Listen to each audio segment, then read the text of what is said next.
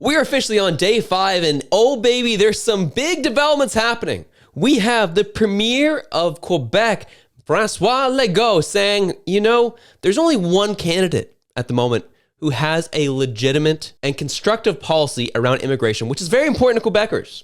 And we'll be taking that into serious consideration going into an election. I would hope, and if they're smart, other federal leaders take note. And that is a big thing that happened today. For the Premier of Quebec to come out and essentially support and endorse a position and a potential policy of a conservative candidate is a big thing in Quebec, especially when immigration in the top 3 of the core issues of Quebecers. We'll see where this goes. But before we get to that story, we have to kind of show the lead up of what got us to this point. Because last night we were talking about how Mark Carney was bragging about how he's done more than Poilievre, how he's been going over to Europe, landing deals with France, the UK, and the EU.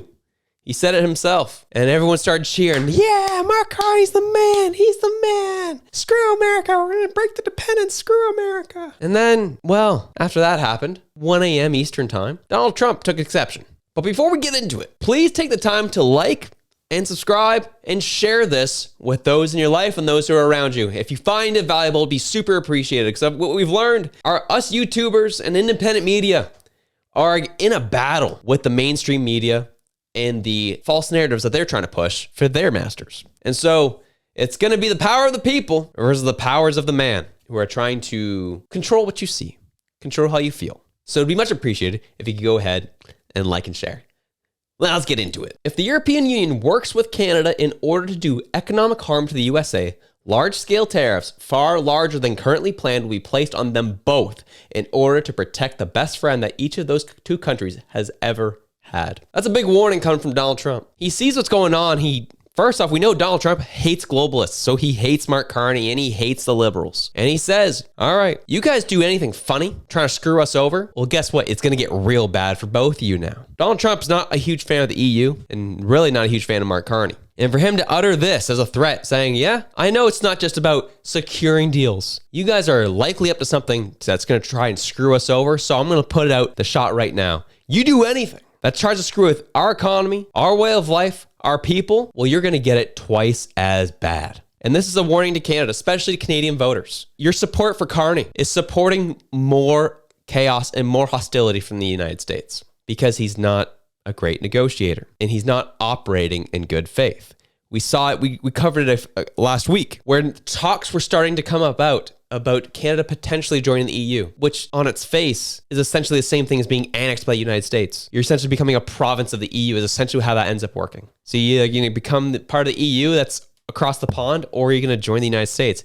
Whatever point, you're giving up your autonomy either way. So what are we even doing here? So this is a big warning. I wanted to cover this quickly because I thought it was important to take notice that Donald Trump is taking notice of what's happening in our election cycle. He's taking notice of where things are going and how things are operating, how Mark Carney is trying to use his global connections to circumvent the United States. And again, the response is like, oh, we're trying to break our dependence, which I agree with. I think we need to break our dependence on the United States. We should be going to other markets. 100% agree with it. But if you're only going to go to other markets and form partnerships to renew and heighten hostilities towards the United States versus just trying to make deals to allow your country to survive and live and thrive, then that's a problem. And for some reason, Donald Trump is taking that as a threat. Doing an LNG deal with Japan, doing an LNG deal with Greece, doing an LNG deal with Europe is far different than saying we're going to leapfrog the United States. They're going to the past, we're going into the future. We're going to work with other people and work around them is a hostile way to deal with the United States versus, hey, we only have one customer right now. We should diversify to multiple customers so that we can build up our own military and so on and so forth. 2 very different types of messaging there. One, again, is a stance of hostility. The other is we just need to break our dependence so that we can stand on our own and not be essentially a vassal state of the United States. Which leads us into this. François Legault saying himself that Pierre Poilievre's stance on immigration is one that Quebecers align with and hope other federal parties align with as well. This is what he had to say. It is in French, so there's a heads up. The subtitles are there, and I'll be sure to summarize it for those who are listening to audio. Groupe important, là, on parle de la moitié des travailleurs temporaires choisis par, pas des travailleurs, mais des immigrants temporaires choisis par le gouvernement fédéral. Puis je veux souligner le geste qui a été posé hier soir par le chef du Parti conservateur du Canada, Pierre Poilievre, de s'engager à transférer au gouvernement du Québec la sélection de la grande majorité, là on parle de plus de 90% des travailleurs temporaires du programme PMI. C'est un grand geste dans la bonne direction, puis j'espère que les autres chefs fédéraux vont faire la même chose. What Poilievre has done is he unveiled his platform for Quebec. And in that platform, he said he's going to give more control over to the provinces on how they're going to bring in temporary foreign workers and how they can limit it and how they can integrate them responsibly into Quebec society. Pretty much a stance that majority of Canadians believe in and want to see is responsible immigration and responsible integration into our society. And this is something that caught François Legault's attention, saying, yeah, you're going to give us more power and say over what we do with the temporary immigration program. The say we have in terms of how they are integrated into society. This is great. This is what we want to see. I hope other federal leaders take the same approach. And this was the release of it just last night. Poilievre released his 2-page Quebec platform at a rally in Quebec City area Wednesday, promising a responsible federalism that treats the provinces as partners rather than subordinates of the federal government. With responsible federalism, the federal government will be smaller, Quebec more autonomous, and Quebecers freer and more prosperous, the document read. In a rally held almost entirely in French, Poilievre told a packed hotel conference room that the rest of Canada can learn from Quebecers' determination to protect their culture and identity. Quebecers do not tear down their statues, pull down their flags, or hide who they are, he said. They sing their songs, tell their stories, and wave their flag, and Canadians should do the same. The Conservative leader said his government will not implement any federal policies or initiatives in areas of exclusive provincial jurisdiction without the consent of the provinces. He's also promising to work with Quebec to reduce the number of non-permanent residents in the province by half. The latter has been a long-standing demand of Quebec Premier François Legault, who has said the number of temporary immigrants is putting pressure on services such as housing and education, making it harder to protect the French language. During his speech, Poilievre said the number of temporary immigrants in the province has exploded and promised to establish responsible immigration levels. He also promised to grant the province more power to select temporary immigrants from the International Mobility Program, saying it's up to Quebec and not Ottawa to decide the needs. And this is pretty consistent with Pierre Poilievre's platform. He doesn't want to centralize power into the federal government. He actually wants to decentralize it more into the provinces, give them more say, allow them to have more autonomy. Because the less that's on the federal government, the more the federal government can focus on their responsibilities, which is handling inflation, dealing with their border, and working on our military. So the less the federal government gets involved in provincial issues, the more they can focus on the high level things that then go downstream to the provinces and make everyone's lives a lot easier and putting more power into the hands of the people to hold their provincial leaders to account. This is a good thing. This is a positive thing and something that Quebecers, well, Poilievre's not wrong. There is something that to be said that Canadians can learn from Quebecers. They're unapologetic about how they feel, unapologetic of who they are, and unapologetic about their background. Something that Canadians could probably learn something from.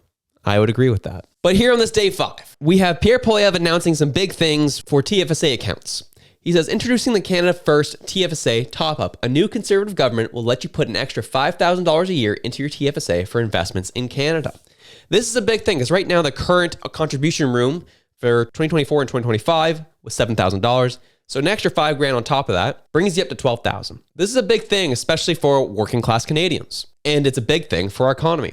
I saw the comments a lot from the left saying, what the heck? What's going on? $5,000? I don't have an extra $5,000. This is useless. This is stupid. Well, here's the thing, folks. I understand that you only see this far in front of your face, which is about 3 inches. But this is how it all works. With Poilievre introducing policies that allow you to pay less taxes, introduce policies that cut the bloat out of the government, that introduce policies that rein in inflationary spending, more power will be restored in your dollar. And on top of that, when you cut out the excess, you'll be able to keep more of your money, and then you'll have more of it later to, I don't know, contribute to your extra $5,000 of TFSA room. There's an idea. Oh, on top of that, it's a Canada First TFSA top-up, meaning you only get the $5,000 if you are investing in Canadian companies, which is also another big moment. If you can solve the issue on the personal level, with people having more money, having more power in their dollars, being able to invest more, and they can use their TFSA, which is tax-free savings account, so all their gains are tax-free when they invest through it into the stock market, the more it's going to encourage more dollars going into our Canadian system. So the more you invest in Canadian companies, the stronger it makes our Canadian companies and infrastructure. It is a cyclical ecosystem. It's fairly simple. And this is why it's a good thing. But I know the left is like, oh, this is ridiculous. What a waste of time. Because what's happening? Mark Carney, what his promise is I'll give you more money. And Poilievre is promising I'll free up your money. Which one is better? Well, the people who don't understand how economics work, even on a simple level, are going to be like, no, I want to be given money. Then they wonder why all their housing's gone up through the roof, why they can't afford things at the grocery store anymore. Because the government, you keep giving permission to this government to devalue your dollar, to take in everybody's money, and then they decide how they're going to disperse it. But this is the one thing I thought was interesting. We look at the contribution room, right? From 2009 to 2012, it was 5,000. Then it went up to 5,500 for 2013 and 2014. In 2015, we saw this huge spike. And that was a promise the Conservative government at the time had made. They were hoping to double it. They didn't end up doubling it to 11,000. They only went up to 10,000. But that was a big, big spike. And their promise was going to be that it was going to remain at $10,000 for the subsequent years. However, Justin Trudeau gets in and he cuts it back down to 5,500. Then increases increased it 6,500, then increased it for 7,000 for 2024 and 2025. This is what your Liberal government gives you. When Justin Trudeau got in after the 2015 election, he reversed the increase, restoring the TFSA limit back to 5,500, which is what we see here, citing concerns about fairness and fiscal responsibility. And this was the start of Trudeau stripping away your financial autonomy because he thought he knew better than you. And here we are 10 years later in the mess that we're in. One party wants to give you more freedom and more autonomy over your life, and the other wants to keep the boot on your neck. What choice are you going to make? And we'll finish off with this. There's been a lot of excitement around the Poilievre campaign. And this was a video posted by the pleb that he pulled from CPAC of Poilievre and his family on the tarmac with some supporters. And then it was interesting seeing these working class people running up to him to get photos with him and how excited they were to see him. It was kind of interesting, something to watch here.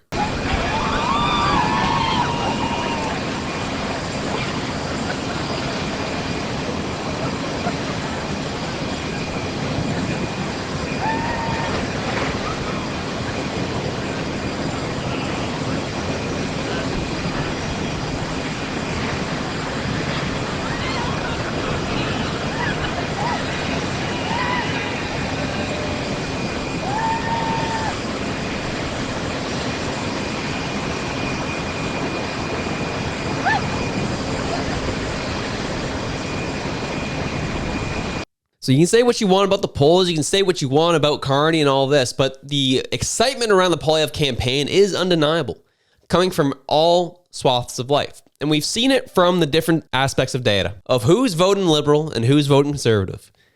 And we've understood that the 65 plus people who have money are the ones who are going to be voting for Carney. Whereas the working class, those who still have their lives in front of them, those who still want to own a home, are the ones who are supporting this man right here. It is very interesting. But that is it. Have yourselves a good one. I'm out.